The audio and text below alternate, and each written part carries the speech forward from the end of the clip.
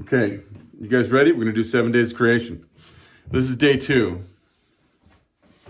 All right, hang on. All right, so am I really going to do it? I guess I'm going to do it. I'm going to keep going. We're going to do 7 days of creation. Here we go. Verse 6, chapter 1, Bereshit. V'yomar Elohim yeh richya. So God said, let there be a firmament. B'tzur hamim v'yeh, in the midst of the waters. So it hasn't given the word yet, but later on we're going to find out that this firmament is called heaven, actually. So I want to get that. I want to jump ahead of the teaching, right? But I want you guys to get there's a space. The firmament is a space. Let's just call it space.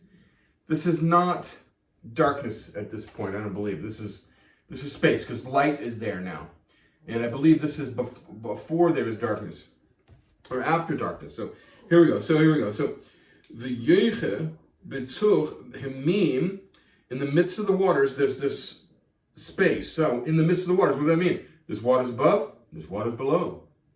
In the middle of the waters is a firmament. The yeh, and let it mebedil separate bidi, between, like bidi mebedim, from, between, for a separator. Let it be a separator, basically is what that means. Between me'im and me'im, waters and waters. So yes, it's just reinstituting that there's a expanse between waters above and waters below. Okay, so let's see here. Verse 7, v'yus Elohim, and made, and so God made, Elohim, v'yus Elohim, et harachiyah. So this is the firmament, v'yevedil, and he separated be'in hemim, Asher, waters which were mitzchas, beneath richya, the firmament, v'yim hameim, from the firmament and between the waters. Asher meil l'richya, v'yechen. So the firmament and between the waters, which were up from above the waters, the firmament, and it was so.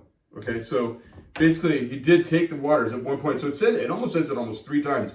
If I see it in language, it's talking about how almost 3 times it's separating this water, so that there's water from above, there's waters from below, and it has a space there. Okay, and it was so. V'yecher Elohim l'chriya richya, the firmament shemi, that's of heaven.